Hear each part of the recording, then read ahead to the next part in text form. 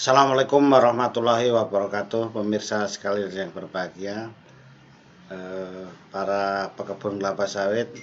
Kali ini kami akan menyampaikan informasi mengenai penyakit genetis, penyakit yang memang sudah ada kian dan itu karena gen, karena menurun.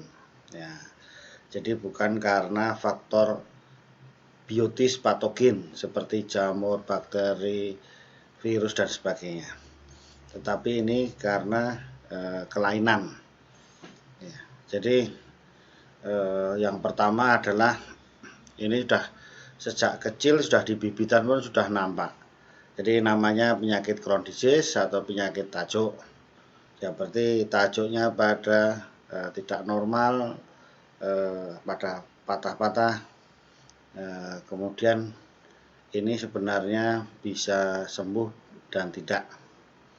Jadi ini yang sampai besar tidak sembuh-sembuh, keadaannya ya seperti ini. Lebih bagus bisa dimusnahkan karena ini sampai tua juga tidak sembuh-sembuh. Kemudian caranya sensus setiap 6 bulan, jika 4 kali sensus masih belum sembuh, sebaiknya dilakukan penyisipan dengan bibit yang baru. Kemudian pada bergejala ringan dilakukan pemangkasan pelepah serta lakukan pemupukan ekstra nitrogen. Misalnya tanamannya ditambah 250 gram per tanaman. Ini tadi penyakit genetis Crohn disease. Yang kedua adalah patah mahkota, crown fracture. Nah, ini juga genetis dan lingkungan yang bisa dipicu oleh kekeringan, kemudian tidak keseimbangan unsur hara. Nah, ini bisa dipicu hal-hal yang demikian. Ini akan mahkotanya muntir dan patah.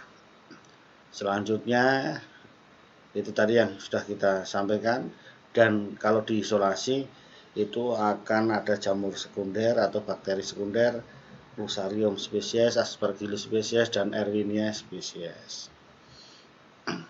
Jadi pengendaliannya dilakukan pemangkasan supaya nanti bisa tumbuh normal, dan untuk patogen sekundernya kalau perlu bisa diaplikasi dengan fungisida dan bakterisida.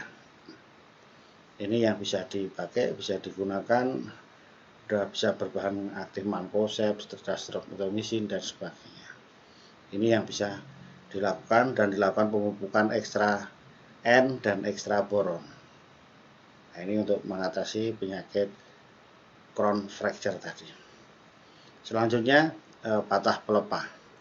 Jadi pada pelepah tertentu dengan kadar seragam itu bisa terjadi karena genetis maupun dipicu faktor lingkungan. Jadi pada biasanya musim kemarau dan sebagainya bisa memicu terjadinya patah pelepah tersebut. Nah, ini tadi sudah kami sampaikan, biasanya distribusinya merata karena kekurangan air dan keseimbangan haranya terganggu. Kemudian pengendaliannya adalah pemberian bahan organik, pengawetan tanah dan air, kemudian lakukan pemupukan secara berimbang. Nah, kemudian penyakit kimera, jadi daunnya berwarna kuning dan ini akan mengurangi asimilat atau hasil fotosintesis. Nah, ini yang terjadi di lapangan, polanya kuningnya seperti ini.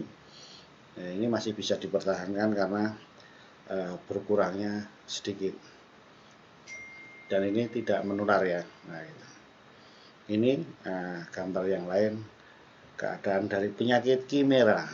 Nah, ini. Kemudian penyakit gigantisme, yaitu tanamannya besar sekali dan kadang buahnya tidak jadi. Ini yang sering terjadi. Ini juga genetis.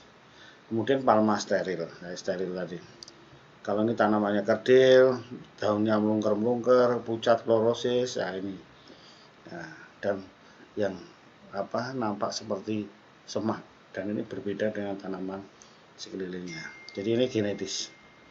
Berikutnya pelepah erectus. Jadi ini berbeda dengan tanaman sekelilingnya, tanamannya tegak, pelepah-pelepahnya tegak, dan biasanya buahnya pun menjadi lebih sedikit. Selanjutnya penyakit bibi pari. Jadi dalam satu tunas ini akan muncul banyak ketiak. Di dalam ketiak itu akan muncul pelepah sangat banyak sehingga menjadi roset, dan ini akan sulit untuk tumbuhnya buah tersebut. Ini diharapkan cepat disisip. Berikutnya tanaman yang berputar. Jadi pelepahnya rapat, berputar, bentuknya tidak teratur seperti berombak, tidak rata. Dan ini juga harus disisip. Ini tadi yang berputar itu tadi. Selanjutnya buahnya bermantel. Ini ekor tupai buahnya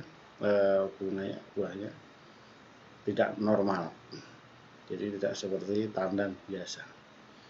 Ini yang tadi ekor tupai buahnya tidak normal, masih ekor tupai. Dan yang terakhir adalah genetik orange spotting. Jadi bukan karena kurang Mg, kurang yang lain, penyakit apa tadi, ini memang faktor genetik dan itu menjadi genetik orange. Terima kasih Bapak Ibu sekalian, mudah-mudahan bisa menambah pengetahuan kita tentang budidaya kelapa sawit. Assalamualaikum warahmatullahi wabarakatuh.